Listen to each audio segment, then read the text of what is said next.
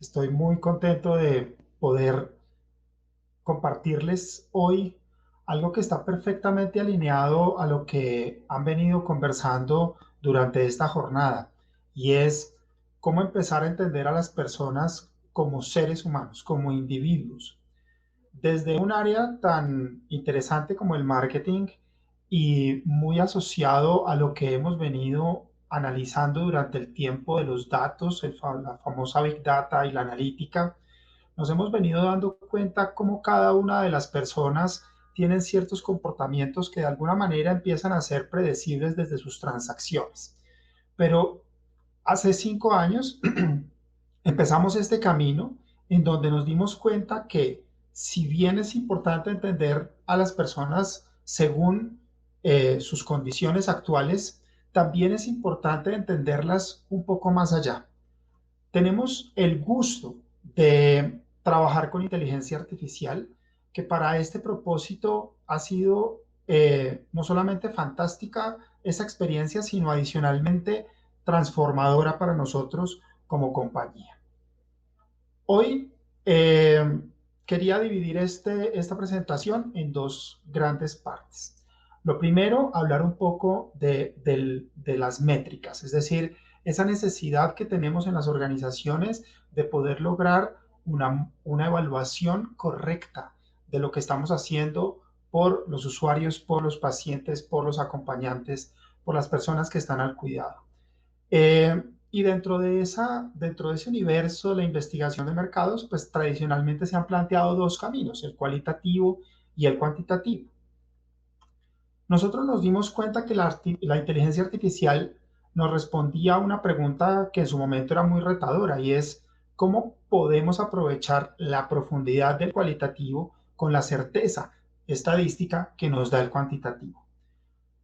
Investigando un poco más y empezando a entender qué había detrás de todas estas ofertas de valor alrededor de la inteligencia artificial, nos dimos cuenta que el primer paso era empezar a entender a las personas desde las métricas. Entonces, ¿cómo empiezo yo a cuantificar elementos inicialmente muy tradicionales como los que ustedes están viendo allí, ¿no? El índice de satisfacción del cliente, el índice de lealtad, hoy el muy famoso Net Promoter Score, el NPS, y últimamente también el esfuerzo del cliente, el índice de esfuerzo del cliente. Todas métricas fantásticas que tienen una función dentro de la gestión del cliente, tienen una función dentro de la gestión de los usuarios. Esas funciones pues están absolutamente relacionadas con, inicialmente, la satisfacción, lo que entregamos como valor, ¿de acuerdo? Entonces nosotros como institución, como organización, decimos, yo quiero entregar amabilidad en todo momento. ¿Qué hace un índice de satisfacción del cliente? Va y pone el termómetro y nos dice efectivamente o no tanto, somos amables en todo momento, y nos permite entender además de manera fraccionada dónde pueden haber oportunidades de mejora en esos elementos que queremos entregar, que no están llegando a manos de los usuarios, de los clientes, de los acompañantes en las dimensiones o en la intensidad que necesitamos.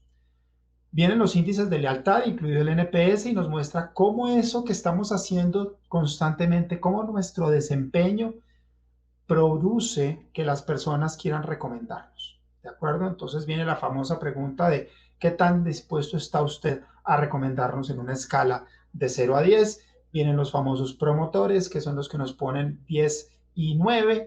Vienen los neutros, que son tan peligrosos y que están en 8 y 7. Y vienen los detractores, que son aquellos que adicionalmente de vivir una mala experiencia tienen incluso el impulso de comentarlo ampliamente a las personas que conocen, generando un impacto negativo en la imagen del servicio y la marca de cualquier institución. Y últimamente, pues se había involucrado el tema del índice de esfuerzo del cliente. Quiero decir que a mí me parece un concepto fantástico, y el concepto es qué tan difícil es comunicarse, qué tan difícil es realizar intercambios de información, qué tan difícil es estar cerca de ustedes, qué tan difícil es estar cerca de una institución, de una empresa, de una organización. Y el cliente nos evalúa a menor esfuerzo, menor complejidad. Entonces, es el único indicador que de alguna manera entre más pequeño, mejor, porque quiere decir que le estamos haciendo al cliente más fácil las cosas. Estamos haciendo que ese paciente tenga un proceso de salida más eficiente, más rápido, más efectivo, un proceso de facturación más digital, más automático, un proceso de pago igualmente acorde a sus necesidades. Y cuando hacemos esto, cada vez el esfuerzo que hace una persona interactuando con la institución disminuye y en ese sentido vamos encontrando un índice de esfuerzo menor, una mejor forma de interactuar con nuestros usuarios. Pero en estas disciplinas nada se queda quieto y llega más o menos hace unos 5 o 6 años la experiencia del cliente. Y empezamos a hablar de experiencia del cliente y la gente nos dice, tenemos que medir experiencia del cliente. Sabíamos que llegaba para quedarse, pero dijimos, ¿y cómo se mide? ¿Cómo se mide la experiencia del cliente? ¿Qué diferencia hay realmente alrededor digamos, para que no se pise, para que no se tropiece con las métricas que ya tenemos? Vimos que hay un punto de partida fantástico y es lo que llamamos el Customer Journey Map, una herramienta que seguramente muchos de ustedes conocen, pero que al final es un flujo, es un diagrama de flujo acomodado a estas necesidades de servicio, en donde podemos describir diferentes momentos que el paciente va teniendo durante un tratamiento, durante una hospitalización, durante cualquiera de estos procesos que se prestan en la institución. Y en cada uno de los momentos se desglosa la actividad que lleva a cabo el paciente, por ejemplo, el proceso de registro, de anunciarse en la entrada, el proceso de triage, etcétera, etcétera. Después viene también la emoción que puede tener el paciente alrededor de ese proceso, por ejemplo, sigamos con el triage, qué tipo de emociones están ahí involucradas, porque si estamos hablando de experiencia, empezamos a entender que el 90% de la métrica era fundamentalmente de emociones. También está midiendo la experiencia misma del cliente, qué experimenta, qué actividades tiene, a quién consulta, a través de qué canales consulta eh, y otra serie de información supremamente valiosa. Pero es precisamente allí, en ese componente que se llama emociones, donde nosotros dijimos, allí hay algo que explorar. ¿Cómo hago para medir emociones? Es una pregunta complicadísima. Ya lo veíamos también con el ejercicio fantástico de la investigación que nos mostraban en la ponencia anterior. Y es cómo tratar de decodificar de alguna manera todo eso que pasa por la mente y por el cuerpo de un paciente en algo tan dramático como puede ser un tema de tratamiento de cáncer y en cosas incluso tan simples como una cita común y corriente a su médico de confianza. Nos dimos cuenta que preguntarlo no era necesariamente la mejor forma. Y entonces nace el reto, ¿cómo mido algo sin preguntarlo?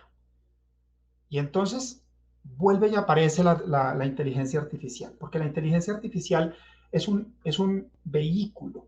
Nosotros lo que tenemos que hacer siempre primero, y valga la pena de pronto devolverme un poquito, es ¿cuál es el reto? ¿Cuál es la pregunta?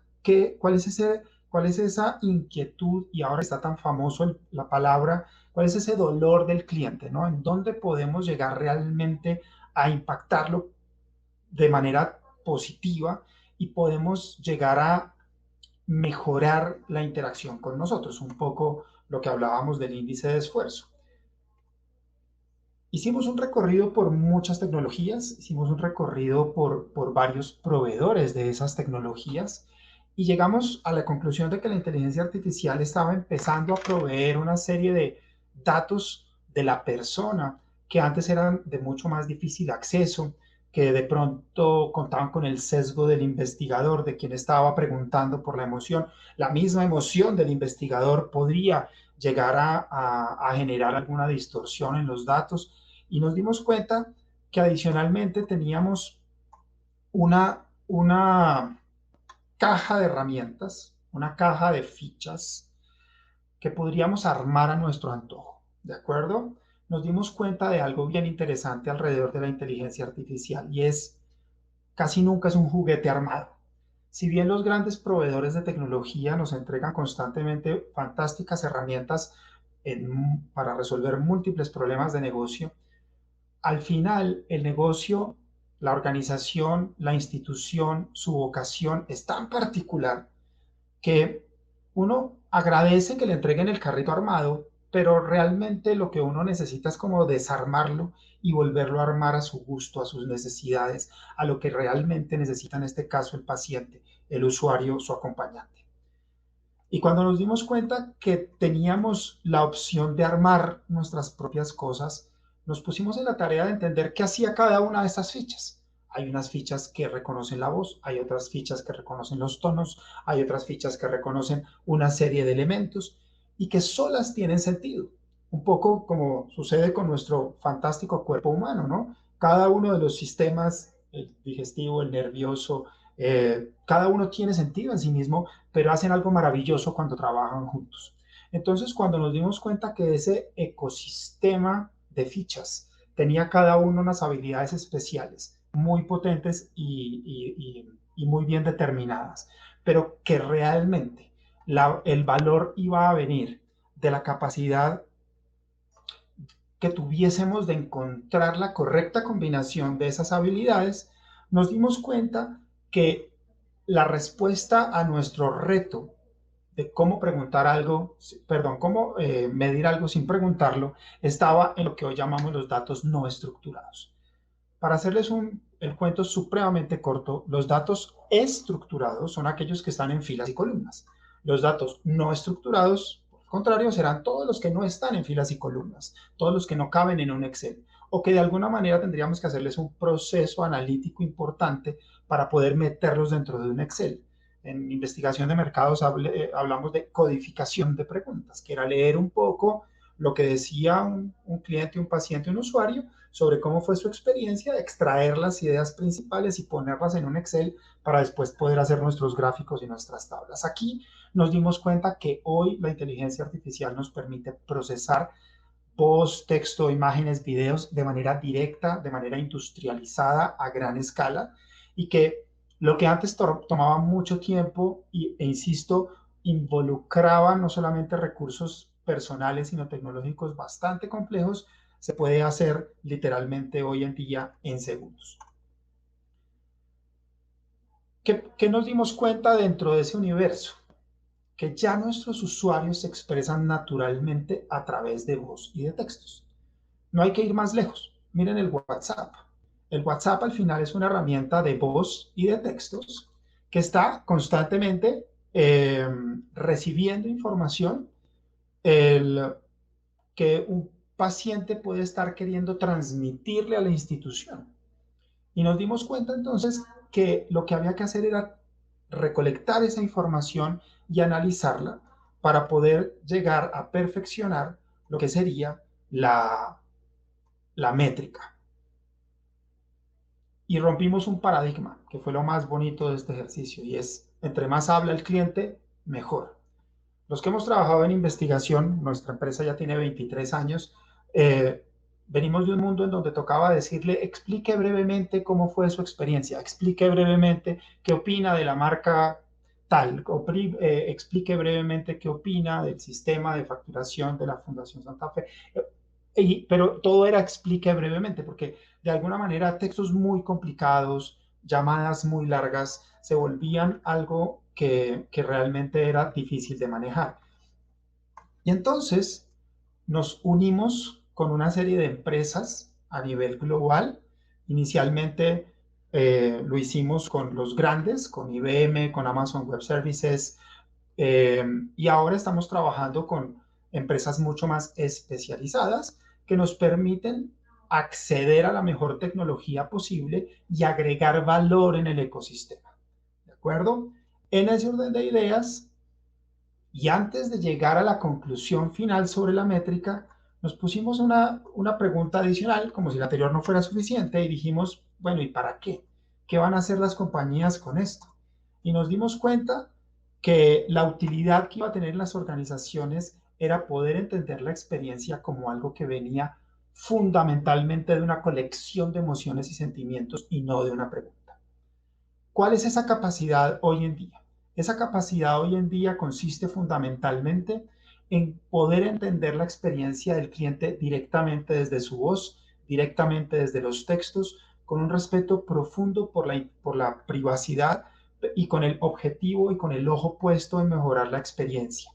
Entendimos que las personas tenían diferentes colores, diferentes matices, y que si bien la evaluación no es necesariamente realizada sobre algo que nos encantaría, que sería el componente fisiológico de la voz, sí lo hace alrededor de las palabras que usa, sí lo hace alrededor de, del contexto que le da a esas palabras, a esas frases, a esos párrafos.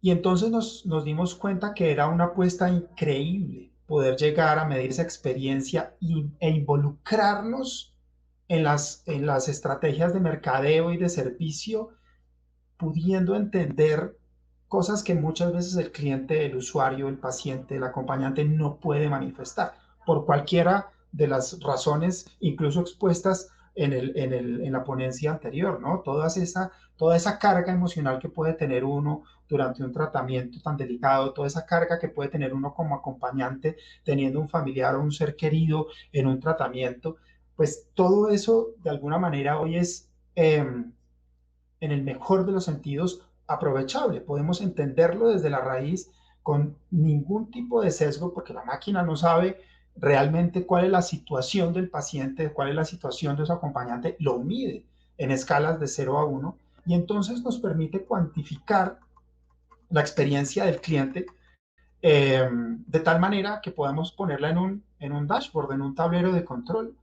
Y entonces yo tengo aquí hoy mi índice de satisfacción, mi índice de lealtad o mi NPS, mi índice de esfuerzo y mi índice de experiencia, que miden cosas que los anteriores no.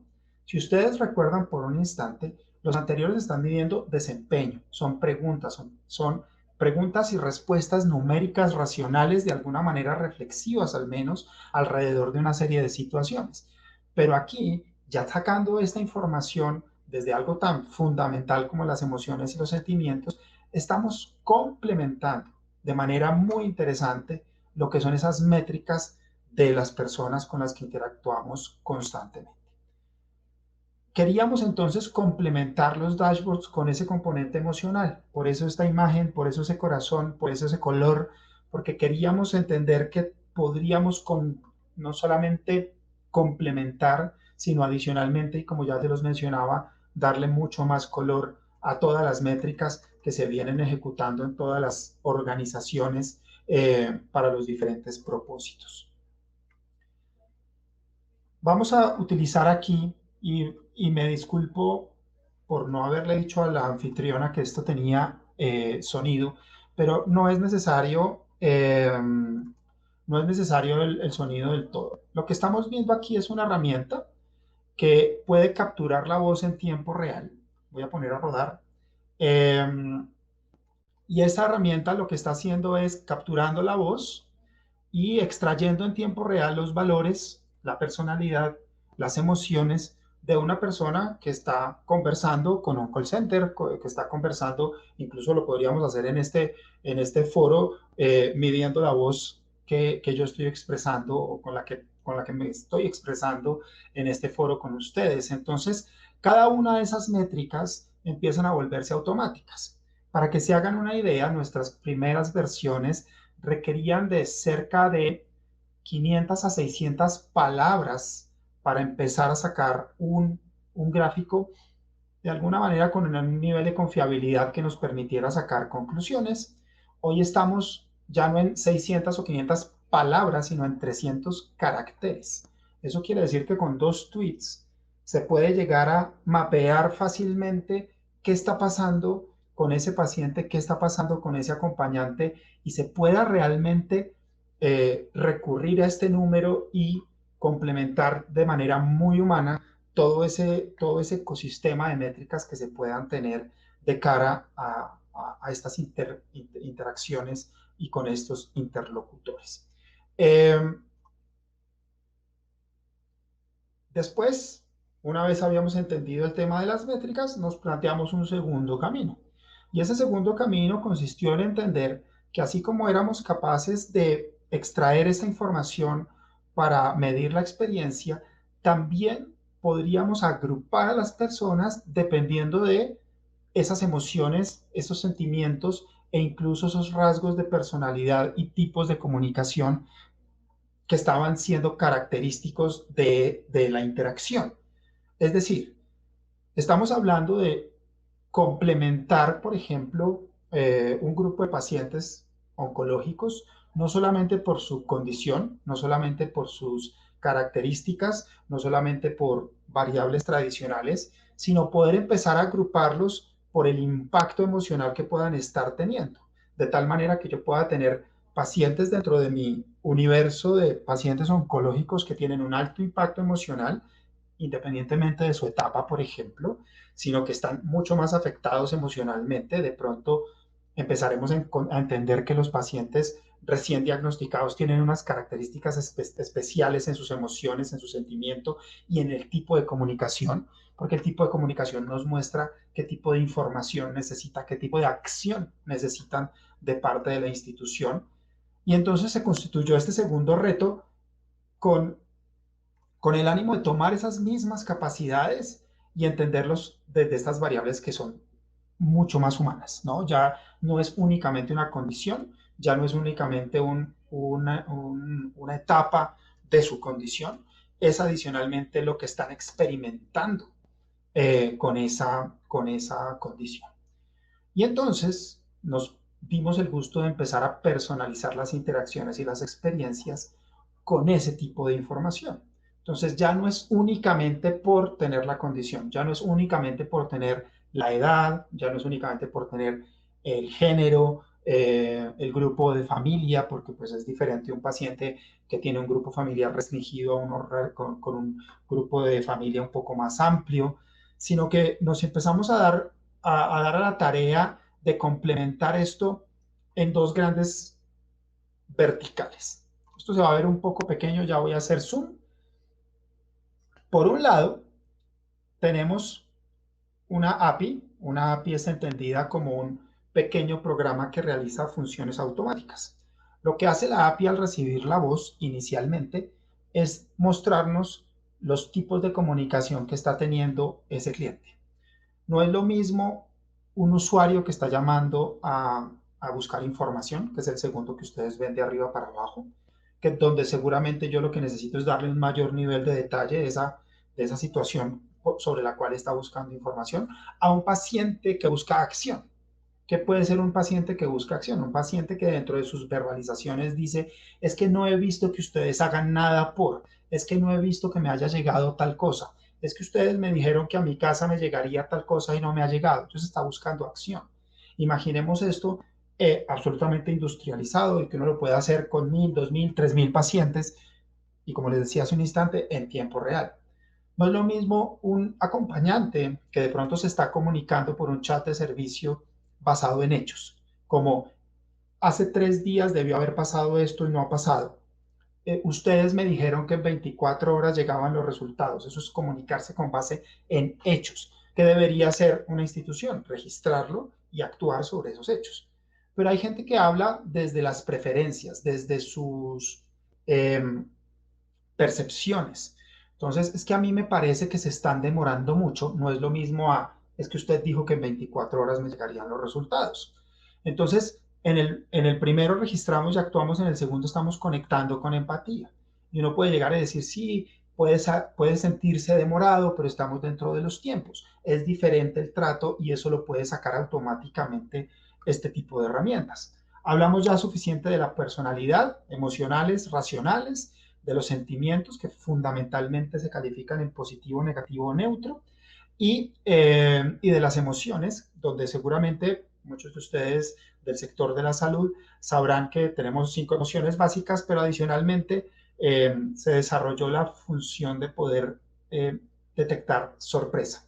La sorpresa viene normalmente ligada y asociada como un detonador de alguna de las emociones. Entonces, si yo recibo un resultado, ese resultado, por ejemplo, me dice que mi prueba es negativa, esa sorpresa pues va a detonar positivamente la alegría que yo siento de tener ese resultado. Pero si de pronto me da miedo porque me están diciendo que soy positivo para alguna de estas condiciones que ustedes manejan, desafortunadamente en muchos casos a diario, pues la sorpresa va a jugar como algo negativo y nos va a poner el sentido de urgencia. En la otra esquina vamos a tener ya unos servicios mucho más complejos que requieren normalmente de más datos. Está el índice de experiencia del cliente, que era el que les comentaba, en donde vamos a ver experiencias diferenciadoras, neutras, negativas o con riesgos de fuga, en el caso de que eso suceda. Vamos a tener la propensión a uso de canales digitales, que nos va a permitir entender a qué paciente, a qué acompañante realmente podemos abordarlo de una manera con menor impacto a través de canales digitales y que ese va a ser su entorno favorito o por lo menos el entorno donde mejor se siente. El tema de propensión al riesgo, que también puede llegar a ser muy interesante en algunos de los ejercicios que nosotros realizamos, y adicional de todo el tema de los segmentos que están mucho más relacionados con comportamientos que empiezan a ser evidentes dependiendo de la combinación de algunos de los elementos que les he mostrado anteriormente. Entonces, como se dan cuenta, esto termina siendo un juego de fichas. De pronto en este momento con lo que les estoy diciendo, recordarán el juego de Lego que les mostraba hace unos slides y se darán cuenta que todas estas fichas empiezan a tener sentido en la medida en que han sido conectadas para este propósito. Fundamentalmente, lo que queríamos hacer hoy era invitarlos a abrir un poco más los horizontes, buscar en esa experiencia del cliente una información absolutamente no solamente relevante, sino necesaria en un proceso de humanización del servicio, en un proceso de conocer la experiencia en todo momento. Es absolutamente necesario, mandatorio, evolucionar y empezar a extraer esas emociones que son las que realmente nos dan el nivel de impacto de todas las actividades que llevamos constantemente a cabo en la organización, en la institución, en la Fundación Santa Fe. Muchísimas gracias. Quedo muy atento a cualquier pregunta que se presente.